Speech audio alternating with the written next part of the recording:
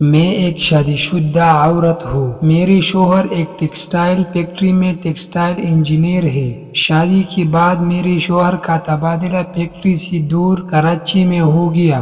مجھے بھی ان کے ساتھ شفٹ ہونا پڑا، مگر میرے شوہر کو ابھی یہاں ایڈجسٹ ہونے میں وقت لگنا تھا۔ وہ ابھی ایک ہفتہ میں ایک بار گھر آتے تھے۔ سارا دن ان کا تو آرام کرتے ہی گزر جاتا تھا اور نئی نئی کانوں کی فرمائش میں اور میں تڑپتے رہتی تھی۔ کچھ عرصہ تو میں ایمانداری کے ساتھ زندگی گزارتی رہی، مگر پھر مجھ کو ضد ہو گئی اور میں نے وہ سب کچھ کر لیا جس کا کوئی شریف عورت سوچ نہیں سکتی تھی۔ اس وقت میں ایک بچے کی ماں بن چکی تھی۔ میرا بچہ آپریشن سے ہوا تھا۔ یہ گرمیوں کی دن تھی۔ میرے شوہر 2 دن پہلے ہی اپنے جاب پر گئی تھی۔ میں گھر میں اکیلی تھی۔ میرا بچہ پیٹ بھر کر میرا دودھ پی کر سو چکا تھا اور میں بھی لیٹی ٹی وی دیکھ رہی تھی۔ میں نے اس وقت قمیض شلوار پہنی ہوئی تھی۔ اس کے نیچے کچھ نہیں، کیونکہ میرے گھر کس کو آنا تھا؟ یہاں ہمارے کوئی جاننے والا نہیں تھا اور نہ محلے میں کسی سے اتنی سلام دعا۔ اچانک دروازے پر دستک ہوئی۔ میں اس سوچ میں ڈوبی کہ اس گرمی میں کون آ گیا۔ دروازے تک گئی کہ دیکھو کون ہے۔ میں نے دروازہ کھولے بغیر پوچھا کون ہے تو باہر سے آواز سنائی دی، بی بی جی قالین خریدنا ہے؟ ایک دم میرے دماغ کی بتی جل اٹھی۔ میں نے سوچا اس گرمی میں کون ہوگا جو گھر سے باہر ہوگا؟ اسی مرد کی شاید خواہش پوری کر لوں۔ میں نے دروازہ کھولا تو ایک پسینے میں شرابور مضبوط جسم والا پٹھان مرد کچھ قالین اٹھائی میرے دروازے کے باہر کھڑا تھا۔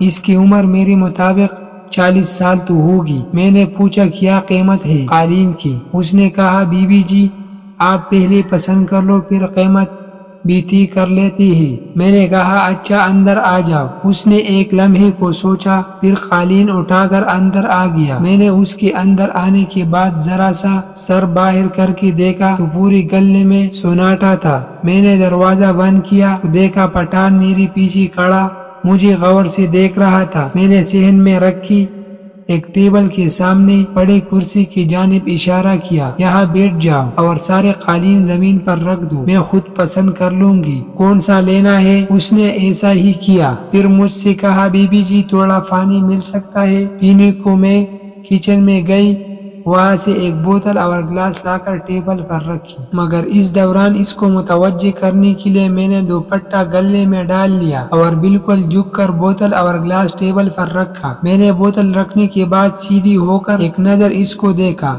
وہ بغور مجھے ہی دیکھ رہا تھا۔ میں اب دوبارہ جھک کر قالین دیکھنے لگی۔ اسی دوران ایک سائڈ سے میں نے اپنا دوپٹہ نیچے گرا دیا تاکہ وہ اچھی طرح کپڑوں کے اندر چھپے میرے حسن کا نظارہ کر لی۔ ویسے مفت کا کمال کیسا بھی ہو کوئی مرد نہیں چھوڑتا۔ میں نے محسوس کیا کہ وہ پانی پینے کے دوران مسلسل میرے جسم کا جائزہ لے رہا تھا۔ میں خوش ہو رہی تھی کہ کام بنتا نظر آ رہا ہے۔ میں اس سے ادھر کی باتیں بھی کرتی رہی کہ تم کہاں رہتی ہو، کہاں سے لائی ہو یہ قالین وغیرہ وغیرہ۔ پھر میں باتوں میں اس کے قریب گئی اور اس کے چہرے پر ہمت کر کے ہاتھ پھیرا اور کہا اتنی گرمی میں اتنی محنت کیوں کرتے ہو؟ دیکھو کتنا پسینہ بہہ رہا ہے۔ اس نے ایک دم میرا ہاتھ پکڑ لیا اور کہا بی بی جی کیا چاہتے ہو تم؟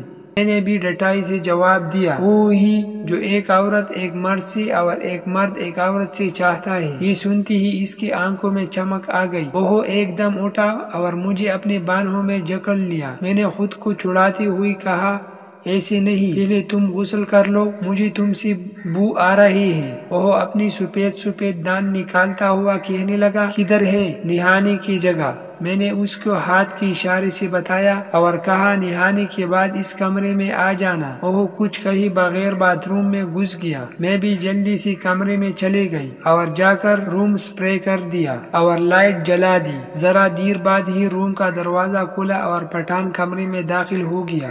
وہ نہانے کا تولیہ لپیٹ کر ہی کمرے میں آ گیا تھا اور اس کے کپڑے اس کی دوسری ہاتھ میں تھی۔ میں اس کی عقل مندی دیکھ کر خوش ہوئی۔ آتی ہی وہ بیڈ پر اچل کر بیٹھ گیا۔ اب میں نے اس کو غور سے دیکھا تو اندازہ ہوا کہ اچھا خاصا خوبصورت مرد تھا، ہلکی ہلکی داڑھی تھی اس کی اور تھوڑی بڑی مونچھی، سرخ سفید رنگت اور مضبوط چوڑا سینہ جس پر بال ہی بال بھرے تھی۔ میں تو دیکھ کر خوشی سے پاگل ہونے لگی۔ وہ بیڈ پر سے کھسکتا ہوا میرے نزدیک آیا اور ایک ہاتھ بڑھا کر میرے کمر میں ڈالا اور مجھے کھینچ کر اپنے ساتھ چپکا لیا۔ کہنے لگا، بی بی تم بہت خوبصورت ہے، تم کو ایسا مزہ دے گا کہ تم یاد کرے گا۔ میں بھی تو مزہ ہی چاہتی تھی۔ اپنی مطلوب کی بات سن کر اس کی منہ سے بہت خوشی ہوئی۔ میری بلبل، یہ کام تم کو کرنا ہے، باقی کام میں خود کر لوں گا۔ پھر اس نے میری جانب دیکھا اور پیار بھرے انداز میں بولا، میری بلبل تھوڑا برداشت کر لے، پھر مزے ہی مزے کرنا۔